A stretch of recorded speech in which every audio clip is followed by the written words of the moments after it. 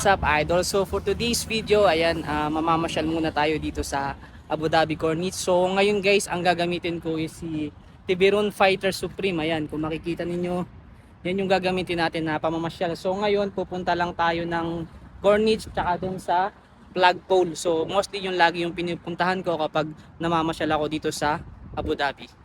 Day off ko pala ngayon at naisipan ko na mamasyal dito sa Corniche. And time out muna tayo sa mga tutorials. So ngayon, travel vlog muna tayo. And ipapakita ko sa inyo kung gaano kaganda yung lugar dito sa Abu Dhabi. Mostly dito sa Corniche.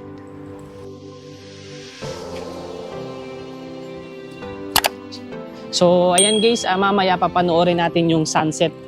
Ayan, so ngayon medyo mataas pa yung araw. So time check, it's around 5:31 PM pa lang. So mamaya mga alas 6, ayan, sa-sunset na yan o bababa na yung araw.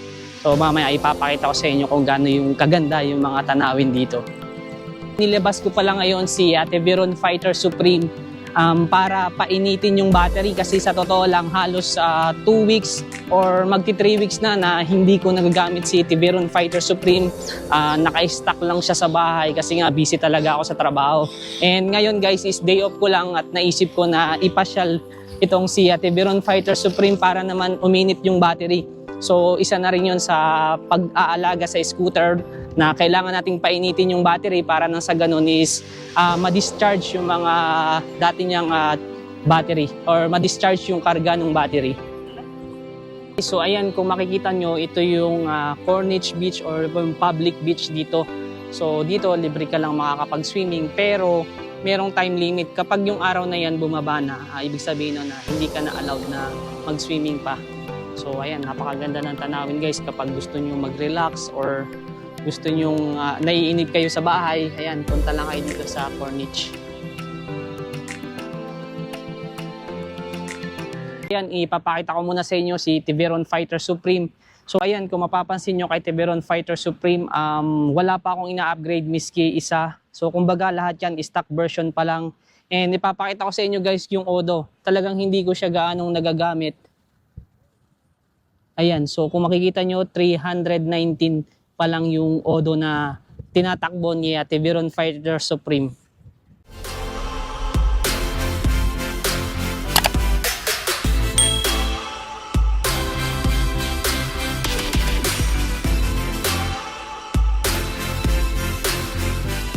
Dito pa rin ako ngayon sa Corniche at kung makikita nyo guys ito, marami sila ditong rental electric scooter. So electric scooter for rent. So I think magbabayad ka lang dito ng parang 1 dirham or 2 dirham.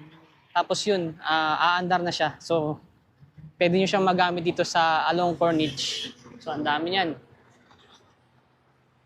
So ayan, meron din silang electric bike, then yung mga electric scooter.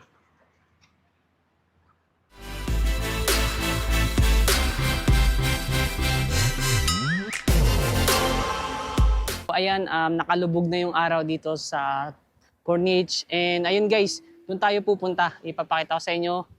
Yun, kung makikita nyo yung flagpole na yun, yun, yung malaking flagpole, yung... Ayan guys, kung makikita nyo yung flagpole na yun, doon tayo pupunta mamaya. So ayan, ito na yung Corniche Marina. Ayan, sa totoo lang guys, ito lang talaga yung libangan ko dito kapag... wala akong trabaho or day off ko. It's either magbablog ako or mamamasyal ako.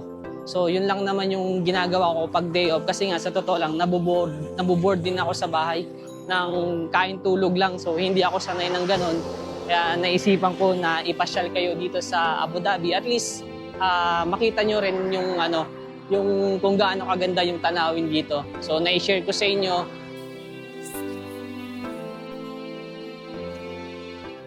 So ayan, kung makikita nyo yun, yung malaking flagpole na yun. So doon tayo pupunta mamaya.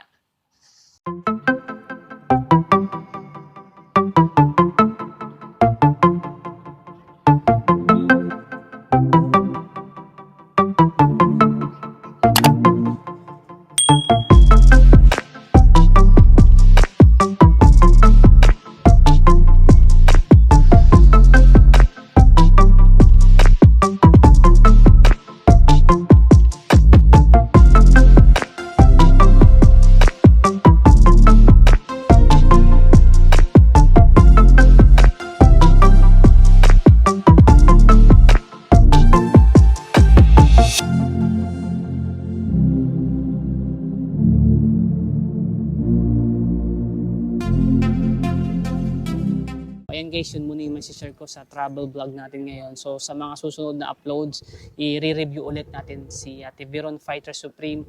And then sasagutin natin yung mga question and answers ng mga subscribers natin or yung mga nagko-comment sa ating comment section.